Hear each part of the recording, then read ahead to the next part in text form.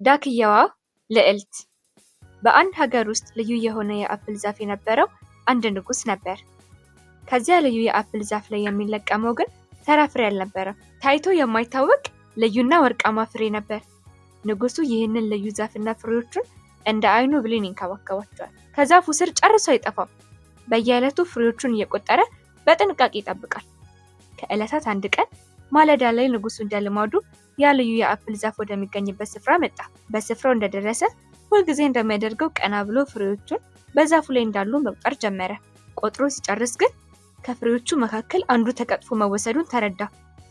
አይኖቹን ባለማመን ደጋግሞ ቆጠረ። ንጉሱ በጣም ደንግጧል። የተለወጠ ነገር ግን አልነበረም። አንድ ፍሬ ጎድሏል። ንጉሱ የፍሬውን መጉደል አቅልሎ አልተመለከተውም። እንደውም በጣም ተናዷል። ያለ እርሱ ፈቃድ ተቀጥፎ መወሰዱ ክፉኛ አበሳጭቶታል። ንጉሱ ያንን ልዩ ፍሬ ያለ እርሱ ፈቃድ የቀጠፈውን ደፋር አግኝቶ ሕዝብ በተሰበሰበበት መቅጣት ፈልጎ ነበር።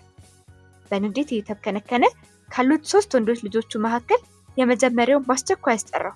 ትልቁ ልጅ ተጠርቶ በቀረበ ጊዜ ውድቅት ላይ የመጣ ይህንን ልዩ ፍሬን እየቀጠፈ የሚወስድ ሌባ ሳይኖር አይቀርም። በዛሬው ዕለት የአፕሉ ዛፍ ስር ተቀምጠህ ስትጠብቅ እንድታድር።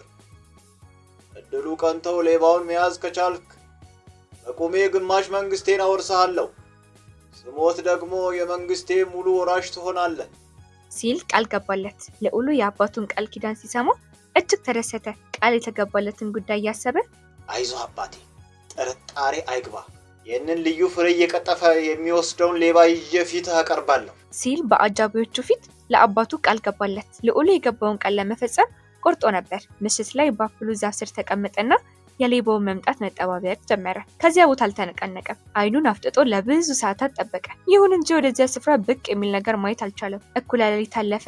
ግን አንድ ልብ የሚመስጥ ጥዑም ዜማ በአቅራቢያው መሰማት ጀመረ። ያለመቋረጥ የሚንቆረቆረው ዜማ እጅግ ማራኪና እንደ ውሃ የሚፈስ ነበር። ልዑሉ ከዚህ ቀደም እንደዚህ አይነት ጥዑም ዜማ ሰምቶ አያውቅም። ዜማውን በተመስጦ ያዳምጥ ጀመር። በጣም ተመስጧል። በዜማው ከመመሰጡ የተነሳ ዜማው ከየትና እንዴት እንደሚመጣ እንኳን ለማረጋገጥ አልሞከረም። ጆሮዎቹን ከፍቶ ያንን የሚስረቀረቅ ልዩ ዜማ ማዳመጡን ቀጠለ። ብዙ አልቆየም። በዚያ በሚስረቀረቅ ዜማ ተገፋፍቶ ዛፉ ላይ እንደተደገፈ በድንገት አሸለበ። ዜማው ልቡን ነክቶ ስለነበረ የመንቃት ምልክት አላሳየም። እንቅልፍ ጥሎት መንኮራፋት ቀጠለ። ልዑሉ ከእንቅልፉ የነቃው ከነጋ በኋላ ነበር። በጣም ደንግጧል። ገና እንደነጋ በድንጋጤ እየተርበተበተ ቀና ብሎ ፍሬዎቹን መቁጠር ጀመረ። ቆጥሮ ሲጨርስ ዛሬም ሌላ የአፕል ፍሬ መጉደሉን ተረዳ። ማን መቼና እንዴት መጥቶ እንደሰረቀው እንኳን ማወቅ አልቻለም። በጣም እያዘነ አባቱ ዘንድ ተመልሶ የሆነውን ነገረው። አባትየው ከልጁ አፍ የሆነውን ሲሰማ ብስጭቱ እንደገና ገረሸበት። በድጋሚ በተፈጸመው ድፍረት ክፉኛ ተናዷል። ተስፋ ቆርጦ መተው ግን አልፈለገም። ሁለተኛውን ልጁን በአስቸኳይ ያስጠራው። ልዑሉ የአባቱን ጥሪ ሰምቶ ፊቱ በቀረበ ጊዜ ታላቅ ወንድም አልተሳካለትም። አንተ ይሳካልህ ከሆነ በዛሬው ዕለት የአፕሉ ዛፍ ስር ተቀምጠህ ስትጠብቅ እንድታድር። እድሉ ቀንቶ ሌባውን መያዝ ከቻልክ በቁሜ ግማሽ መንግስቴን አወርስሃለሁ፣ ስሞት ደግሞ የመንግስቴ ሙሉ ወራሽ ትሆናለህ ሲል ለዚህም እንዲሁ ቃል ገባለት። ልዑሉ የአባቱን ቃል ኪዳን የተቀበለው በፍጹም ደስታ ነበር። ቃል የተገባለትን ነገር በእጁ ለማስገባት ጓጉቶ ሲመሽ ጠበቀና ወደ ስፍራው አመራ። ከዚያ ስፍራ ግን መራቅ አልፈለገም። በዛፉ ስር ተቀመጠና የሌባውን መምጣት መጠባበቅ ጀመረ። ይሁን እንጂ ቢጠብቅ በአካባቢው ኮሽ የሚል ነገር አጣ።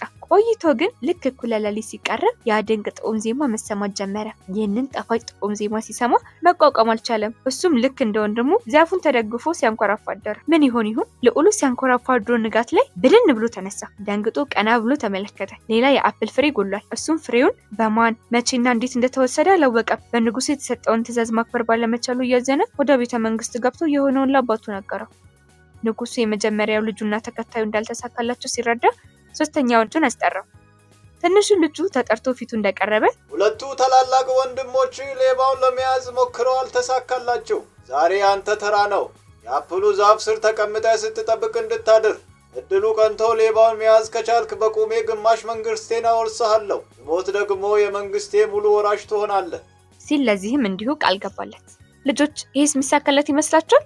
ትንሹ ልዑል የአባቱን ትዕዛዝ የተቀበለው በደስታ ነው። ትዕዛዙን ለመፈጸም ዝግጅት ማድረግ ጀመረ። ትንሹ ልዑል በእድሜ ከወንድሞቹ ቢያንስም እጅግ ብልህና አስተዋይ ነበር። ልዑሉ መዘጋጀት የጀመረው ረፋዱ ላይ ነበር። ስለዚህም ልብ መሳይ ጥዑም ዜማ ከወንድሞቹ ሰምቶ ስለነበረ በቅድሚያ ሰም ፈልጎ አዘጋጀ። ሲመሽም ባዘጋጀው ሰም ጆሮውን ደፈነና የአፕሉ ዛፍ ላይ ወደሚገኝበት ስፍራ አመራ። ጆሮውን ጥቅጥቅ አድርጎ ደፍኖ ስለነበር የሚሰማው ነገር አልነበረም። አይኑን አፍጥጦ ጥበቃውን ቀጠለ። እኩለ ሌሊት ሲቃረብ ያ ልዩ ጥዑም ዜማ በዚያ ስፍራ ይንቆረቆር ጀመር።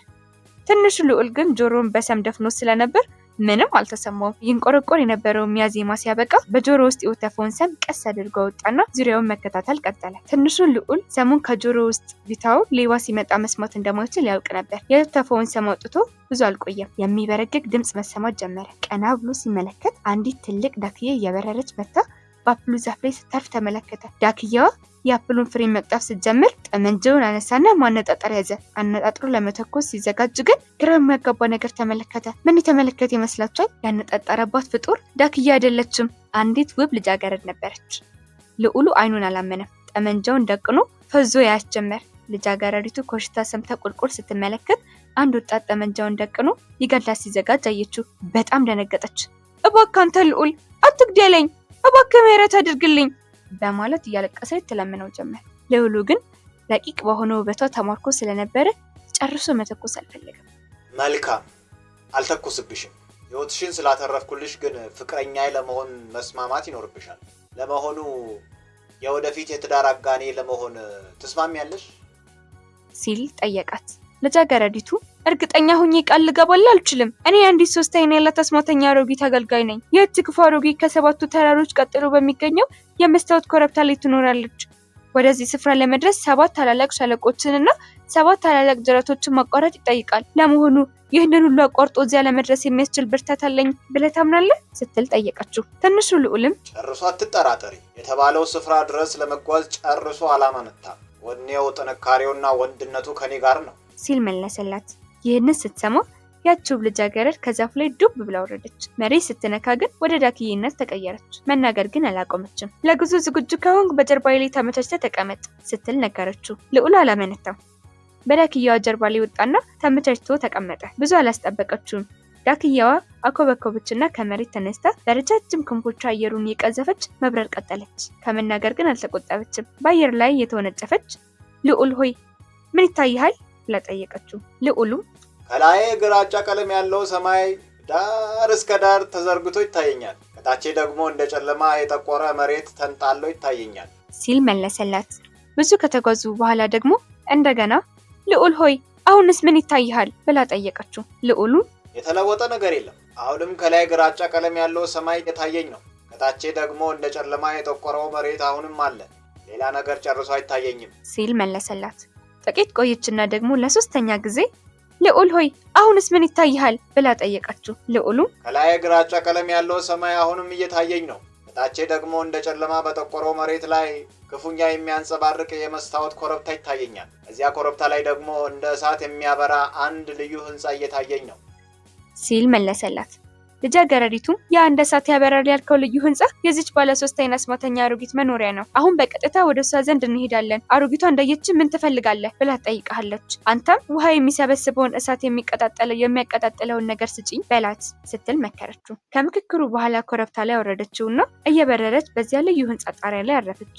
ልዑሉ ፍርሃት አላደረበትም። መሬት እንደረገጠ በቀጥታ ወደዚያ ሕንፃ መራና በሩን አንኳኳ። ሌላ ሰው አልመጣም። ያች የተነገረላት ባለ 3 አይኑ አስማተኛ አሮጊት መጣችና ከፈተችላት። አሮጊቷ በመገረም አይኖቿን ብልጥጥ እያለች ምን ትፈልጋለህ ስትል ጠየቀችው። ልዑሉም ልጃገረዲቱ በመከረችው መሰረት ውሃ የሚሰበስበውንና እሳት የሚያቀጣጥለውን ልዩ ነገር እንድትሰጪኝ ይፈልጋለሁ ሲል መለሰላት። ይህንን ያልተጠበቀ ጥያቄ ስትሰማ አሮጊቷ ግር አላት። ግንባሯን ቋጥራ ያንን የተጨራመተ ፊቷን ሽቅብ ሸበሸበችው። በር ላይ ትታው ግን አልሄደችም። እዚያው እንደቆመች መልካም የጠየቅከውን ታገኛለህ። ይህንን ለማግኘት ግን ፀሐይ ከወጣችበት አንስቶ እስክትጠልቅ ድረስ ጋጣይን ሙልጭ አድርገን ማጽናት ይኖርብሃል። ይህንን ስራ ካጠናከክ ብቻ የጠየቅከውን ነገር ታገኛለህ። ይህንን ማድረግ ካልቻልክ ግን አጥንትህ እንደ ቁርሼ ዱቄት እንደማደርገው አዘንጋ ስትል አስጠነቀቀችውና ወደ ጋጣ ወስዳ በል አሁኑኑ ስራ እንጀምር አለችው። ልዑሉ አልተቃወመም። ወደ ጋጣው ገብቶ አዛባውን በአካፋ እየጋጠ ማጽዳቱን ተያያዘው። ላቡ ጠፍ እስኪል ድረስ ቢደክምም ስራውን ግን ጨርሶ አልገፋልህ አለው። ልፋቱ ሁሉ ውቅያኖስ በጭልፋ የመቅዳት ያህል አድካሚ ሆነበት። ተስፋ ቆርጦ ግን አላቆመም። አካፋውን ይዞ መታገሉን ቀጠለ። ይጨርሰው ይሆን? በዚህ ትግል መካከል ያች ልጃገረድ ብቅ አለች። አካፋውን ይዞ ሲታገል አይታ አዝነለት ነበርና ገና እንደደረሰች አንድ ሰው ሲደክመው ማረፍ አለበት፣ ና ወደ እኔ ቀረብና ጭኔ ላይ ደገፍ ብለህ ጥቂት ረፍ አለችው። በዚህ አይነቱ አድካሚ ስራ ላይ ተጠምዶ መዋል ማን ይፈልጋል? ልዑሉ ይህንን ሲሰማ እጅግ ደስ አለው። ልጃገረዲቱ ባቀረበችለት ሀሳብ መሰረት ጭኗ ላይ ደገፍ ብሎ ጋደም አለ። ጭኗን ተደግፎ ጋደም ሲል የወርቅ ማበጠሪያን አውጥታ በስግታ ፀጉሩን ታበጠርለት ጀመር። ትንሹ ልዑል ያለስላሳ የወርቅ ማበጠሪያ በፀጉሮቹ መካከል ሲያልፍ እንቅልፍ ይጫጫነው ጀመር። ብዙ አልቆየም። በልጅቱ ጭን ላይ ጋደም እንዳለ ድብን ያለ እንቅልፍ ወሰደው። ጥቂት ሰዓታት ያህል ቆይቶ ግን ከእንቅልፉ ነቃ። እርሻውን ማን ያጸዳዋል? እየተገላመጠ ዙሪያውን ተመለከተ። ያች ልጃገረድ በአካባቢው የለችም። ቀና ብሎ ሲያስተውል ደግሞ ፀሐይዋ ጠልቃለች። በድንጋጤ ወደ ጋጣው ዘወር ብሎ ተመለከተ። ምን ይመለከት ይሆን? በጋጣ ውስጥ አንዳችም የቀረ ነገር የለም። ጋጣው ፍጹም ጸድቷል። ባየው ነገር ግራ እንደተጋባ ያች ባለ 3 አይን አሮጊት ወደዛ ስፍራ መጣች። የአሮጊቷ መምጣት ሲመለከት ከተቀመጠበት ተነስቶ ስራውን በማጠናቀቅ ላይ እንደሚገኝ ሰው በጋጣ ውስጥ ጉድ ጉድ ማለት ቀጠለ። የስራውን መጠናቀቅ ስትመለከት ግን አሮጊቷ አልተደሰተችም። እንዲያውም በጣም ተቆጥታ ይህንን በራስ እንዳልፈጸምከው እርግጠኛ ነኝ ስትል አንባረቃችበት። ፊቷን በቁጣ ግሎ እንደ መብረቅ ይለዋወጥ ጀመር። በጣም ተናደለች። ልዑሉ የአሮጊቷን ቁጣ ሲመለከት ብዙ አልተሸበረም። አንቺ እንደጠረጠርሽው ሌላ ሰው ረድቶኝ ሊሆንም ላይሆንም ይችላል። ዋናው ስራዬን ማጠናቀቄ ነው። በዛ ላይ ደግሞ መደሰት እንጂ መናደድ ያለብሽ አይመስለኝም። ለማንኛውም ስራዬን ጨርሻለሁ። በይ አሁን ያንን ውሃ የሚሰበስበውን እና እሳት የሚያቀጣጥለውን ልዩ ነገር ቃል በገባሽው መሰረት ሰጥተሽ አሰናብቺ አላት። አሮጊቷ በቀላሉ የምትበገር አልነበረችም። እርሷም አይዞ ቃል የተገባልህን ነገር ታገኛለህ፣ ከዚያ በፊት ግን እንቁላሎቹን አስረክበኝ ስትል መልሳ ጠየቀችው። ልዑሉም አትድከሚ፣ እንቁላሎቹን አታገኝም። እንቁላሎቹ የሚገቡት ከዛፍ ላይ ላወረደው ሰው ነው አላት። ያች አስማተኛ አሮጊት እንቁላሎቹን ማግኘት ሲያቅታት ሌላ ዘዴ ፈጠረች። ድምጿን ለስለስ አድርጋ እንቁላሎቹን ማስቀረት ከፈለግ ችግር የለውም፣ የግል ልታደርጋቸው ትችላለህ። በቅንነት አገልግለኸኛልና በእኔና ባንተ መካከል መጥፎ ስሜት እንዲፈጠር አልሻም። ከመሄድ በፊት ግን ወደ ቤት ግባና እህል ውሃ ቅመስ። በባዶ ሆድ መንገድ መጀመር የለብህም አለችና እያባበለች ወደ ቤቱ ያስገባችው። ልዑሉ ቤት እንደገባ ወንበር ላይ አስቀምጣው በቀጥታ ኩሽና ገባች። ኩሽና ገብታ ጊዜ አላጠፋችም። ድስቷን ጣደችና ትልቁን ቢላ አንስታ ተሞርደው ጀመር። ልዑሉ ደግሞ ቁጭ ብሎ ይጠባበቃል። በዚህ መካከል ያች ውብ ልጃገረድ ቀስ ብላ በሩን ከፈተችና ወደ ቤት ገባች። አሮጊቷ እንዳትሰማ ድምጿን ዝቅ አድርጋ እንቁላሎቹን ይዘህ ተከተለኝ። አሮጊቷ ቢላ የምትስለው ለሌላ ነገር መስሎ ከሆነ ተሞኝተሃል። አንተን ገላ በጣደችው ትልቅ ድስት ውስጥ ልትቀቅል አስባ ነው። በልተነስ እናምልጥ ብላ ነገረችው። ልዑሉ ደንግጦ ከተቀመጠበት ተነሳና ልጃገረዲቱን ተከትሎ አመራ። ልጃገረዲቱን ፊት ለፊት እየመራች በኩሽናው በኩል ያለው ወንበር በቀስታ ከከፈተች በኋላ ቁልቁል ወደ ምድር ቤት ይዛ ወረደች። ያች አስማተኛ አሮጊት ቢላዋን ስትስል ቆይታ ወደ ሳሎን ቀስ ብላ መጣች።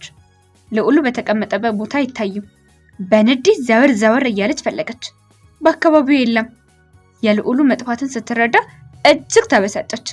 ንዴቷ በፊቷ ላይ እንደ እሳት እየነደደ ወደ ምድር ቤት አመራት። በጣም ተናደለች። ምድር ቤት ስትገባ ያች የልጃገረዲቱን ቀሚስ የለበሰችው ከማርና ከገብስ ብጣሪ የተሰራችው አሻንጉሊት መሳይ ነገር ከጥስ ማጫዋ አጠገብ ተቀምጣለች። አሮጊቷ ይህንን ስታይ ልጃገረዲቱን በአካል ያገኘቻት ስለመሰላት በቁጣ ያ ጓደኛሽ የት አለ ብላ ጮኸችባት። አሮጊቷ አሻንጉሊቷን ስቀጠቅጥ ልዑልና ልጃገረዲቱ ግን ጉዟቸውን ቀጥለው ነበር። 7ቱን ተራሮች፣ 7ቱን ታላላቅ ሸለቆች፣ 7ቱን ጅረቶች አቋርጠው ልዑሉ ወደሚኖርበት ቦታ ደረሱ። በዚህን ጊዜ ዳክያዋ ልጃገረድ ሰፋ ያለ መስክ መርጣ አረፈችና የያዛቸውን እንቁላሎች አውጥቶ ተራ በተራ እንዲሰብር ልዑሉን አዘዘችው። ልዑሉ በታዘዘው መሰረት የመጀመሪያውን እንቁላል ሲሰብር እጅግ አስደናቂ የሆነ ከወርቅና ከብር የተሰራ ቤተ መንግስት በድንገት ተከሰተና አካባቢው ላይ ተንሰራርቶ ተቀመጠ። አይገርምም? በዚያን ቀን ጠዋት የልዑሉ አባት እንደልማዱ በጠዋት ተነስቶ ነበር። አይኖቹን ጠራርጎ በመስኮት በኩል ሲመለከት በአቅራቢያው በወርቅና በብር የታነጸ እጅግ ድንቅ የሆነ ቤተ መንግስት ቆሞ ተመለከተ። ይህንን ሲያይ እጅግ ተገርሞ አሽከሮቹን አስከተለና ወደዚያ ድንቅ ቤተ መንግስት ጉዞ ጀመረ። ንጉሱና አጃቢዎቹ በመንገዳቸው ላይ ከዚህ ቀደም ታይተው የማይታወቁ ስፍር ቁጥር የሌላቸው ላሞችና በጎች አይቶ ነበርና እጅግ እንደተደነቁ ወደዚያ ልዩ ቤተ መንግስት ደረሱ። ቤተ መንግስቱ ቅጥር ግቢ ሲገቡ ቸል ያላቸው አልነበረም። እነዚህ በወርቅና በብር የተለጠፈ ልብስ የለበሱት የቤተ መንግስቱ አሽከሮች በሁለት አቅጣጫ ተሰልፈው በክብር ተቀበሏቸው። ልዑሉ ራሱ ቆሞ ጠበቃቸው። አባቱ ልጁን እንደገና ሲያገኝ እጅግ አድርጎ ተደስቶ ስለነበር ስሜቱን መቆጣጠር አልቻለም። ልጁን አቅፎ ደጋግሞ ይስመው ጀመር። አባቱ በፍቅርና በናፍቆት ቢቀበለው ወንድሞቹ ያደረጉለት አቀባበል ግን እጅግ የቀዘቀዘ ነበር። ሌባውን መያዝ በመቻሉ የአባታቸውን ግዛት ወርሶ ባዶ እጃቸውን እንደሚያስቀራቸው ስላወቁ ሲያዩት በጭራሽ አልተደሰቱም። ልዑሉ ምክንያታቸውን ለመረዳት ጊዜ አልፈጀበትም። ወንድሞች ሆይ ጨርሶ አትጨነቁ። አሁን ከበቂ በላይ ሀብት ያለኝ ሰው ነኝና የአባቴን ሀብትና ግዛት ጨርሶ አልሻም። የአባቴ ሀብትም ሆነ ግዛቱ የእናንተ ነው ብሎ ደስ አሰኛቸው።